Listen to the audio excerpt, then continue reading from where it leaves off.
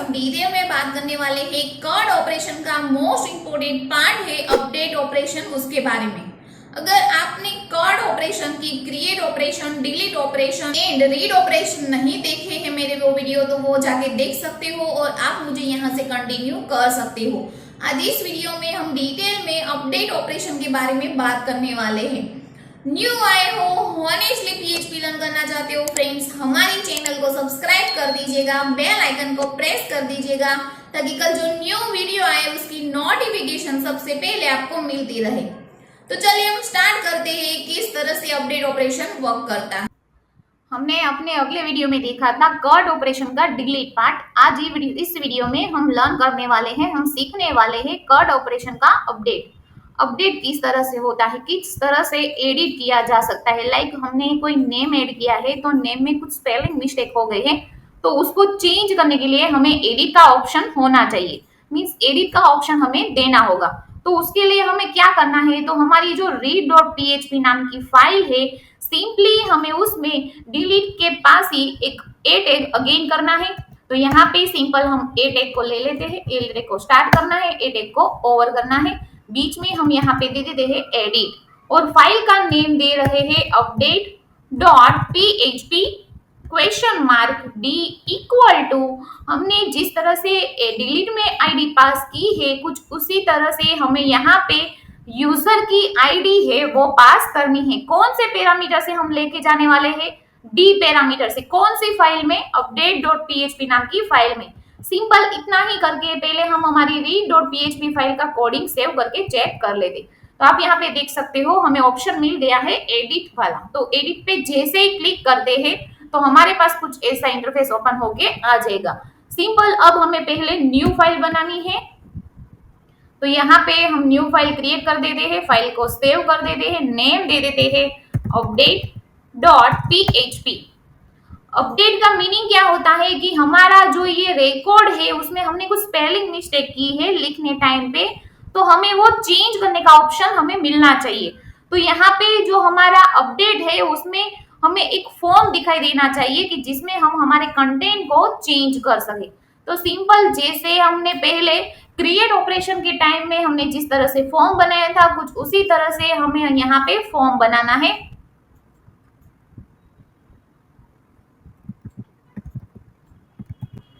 यहाँ पे हमने हमारा फॉर्म क्रिएट कर दिया है। अब अपडेट का मीनिंग क्या होता है कि हमारा जो स्पेलिंग मिस्टेक है वो स्पेलिंग मिस्टेक तो हमें दिखाई देना चाहिए। तो यहाँ पे ये जो पैरामीटर लेके आ रहे हैं 3 नेम का, तो उस यूजर के हमने जो भी रिकॉर्ड ऐड किए हैं वो सारी वैल्यू हमें यहाँ पे ऑटो फिलअप दिखानी चाहिए। तो उसके लिए हमें क्या करना होगा, तो सिंपली हमें पहले यहाँ पे php टैग को स्टार्ट कर देते हैं और फाइल को इंक्लूड करते हैं। कौन सी फाइल को, तो हमारी dbconfig फाइल है उसको हमें यहाँ पे इंक्लूड करना है। अब हमें यहाँ पे इफ कंडीशन में लिखना है कि इफ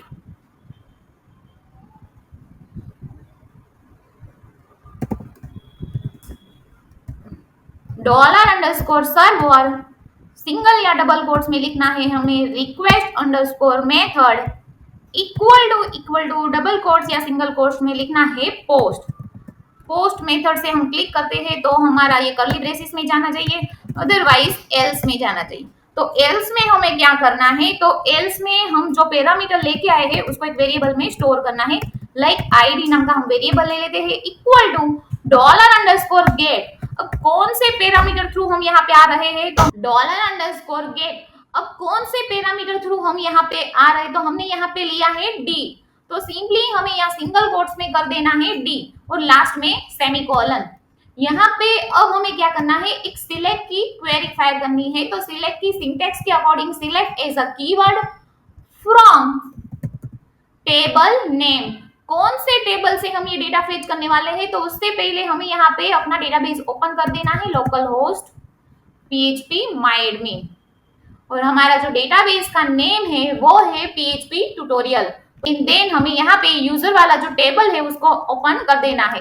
अब हमें कौन से टेबल में से रिकॉर्ड फेच करना है, तो यूजर के टेबल में से। तो सिलेक्ट फ्रॉम यूजर वेयर, कौन सा रिकॉर्ड हमें फेच करना है, तो जिसकी आईडी इक्वल टू हम जो पैरामीटर लेके आ रहे हैं वो दोनों मैच हो, उसी का रिकॉर्ड हमें यहाँ पे मैच होना चाहिए।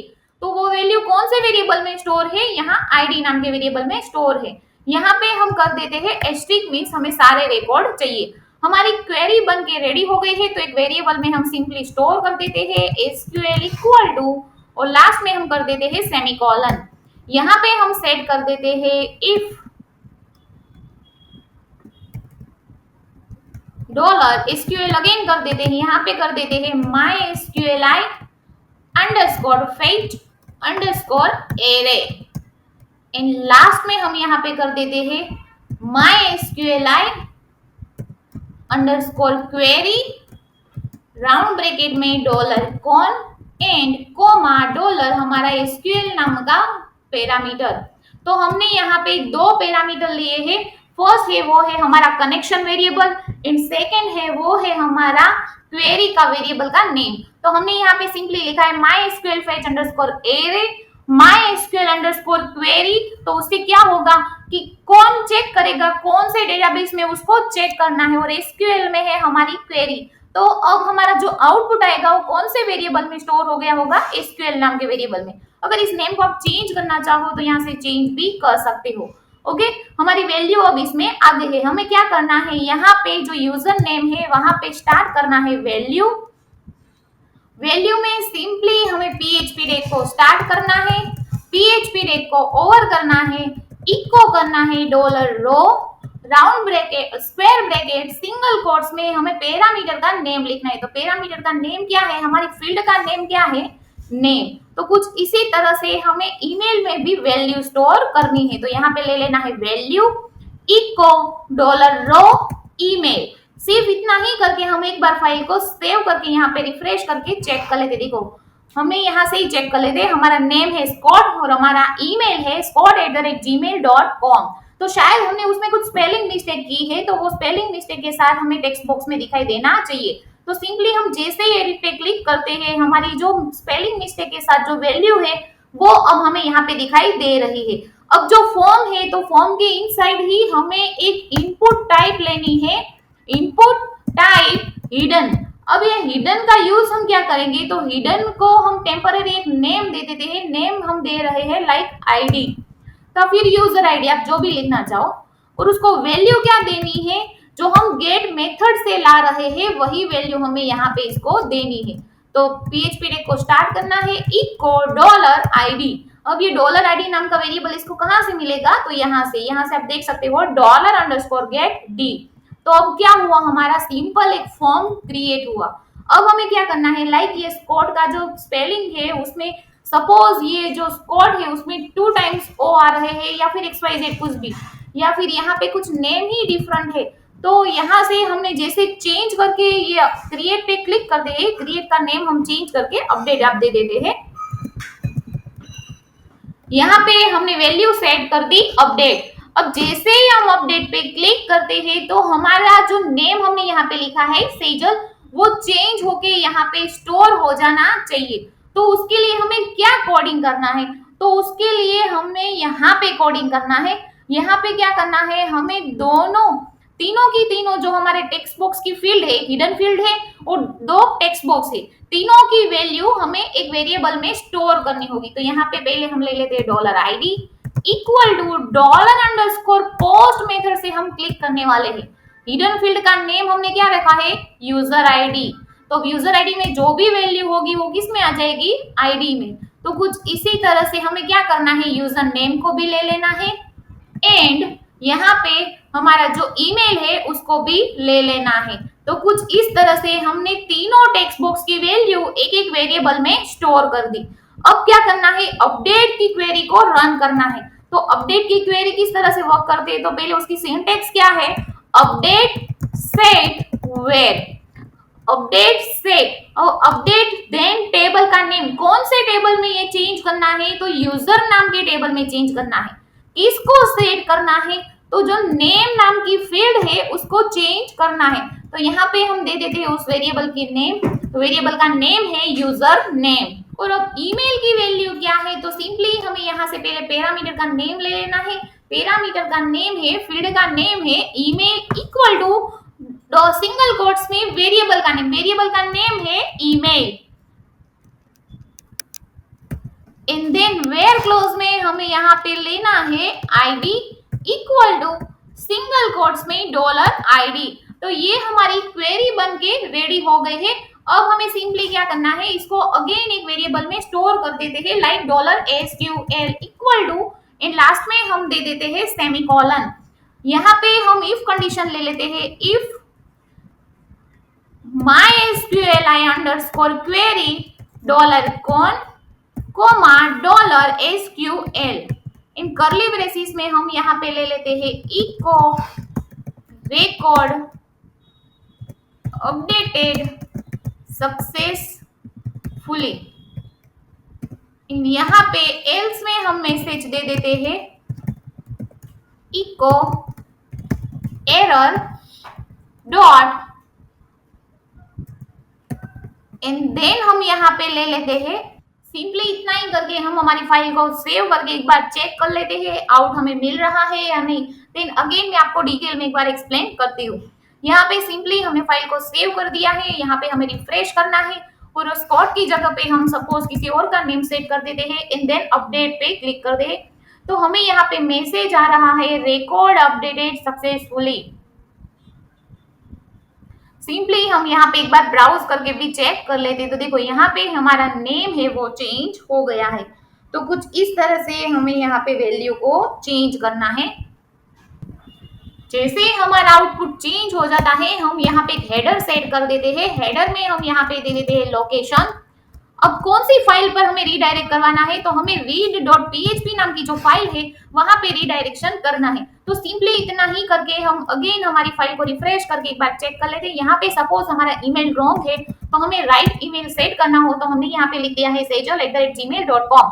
इन जैसे ही अपडेट पे क्लिक करते हैं आप यहाँ पे देख सकते हो हमारी वैल्यू चेंज हो गई है। हम यहाँ पे भी रिफ्रेश करके चेक कर लेते हैं, तो देखो यहाँ पे भी हमारी वैल्यू चेंज हो गई है। यहाँ पे आप इस तरह से एडिट कर सकते हो कि लाइक आपको कोई भी वैल्यू चेंज करनी हो, अपडेट करनी हो, उसको मॉडिफाई करनी हो तो आप यहाँ से मॉडिफाई कर सकते हो। सिंपली हम अगेन चेक कर लेते हैं, तो read.php नाम की जो फाइल है हमारी, वहां पे सिंपली हमने एक एडिट के रिलेटेड ए टैग सेट किया, वहां पे फाइल का नेम दे दिया update.php, इन इको करवाई हमारी रो की आईडी को। देन update.php नाम की फाइल है, सिंपली हमने वहां पे जैसे क्रिएट का फॉर्म बनाया था कुछ उसी तरह से सेम टू सेम एक फॉर्म बनाया अपडेट के रिलेटेड। सिर्फ एक फील्ड यहाँ पे एक्स्ट्रा ऐड हुई है, वो है हिडन फील्ड, कि हमारी जो यूजर की आईडी है वो हमें एक हिडन फील्ड में स्टोर करनी होगी। तो सिंपली हमने फॉर्म के इनसाइड उसको स्टोर कर दी।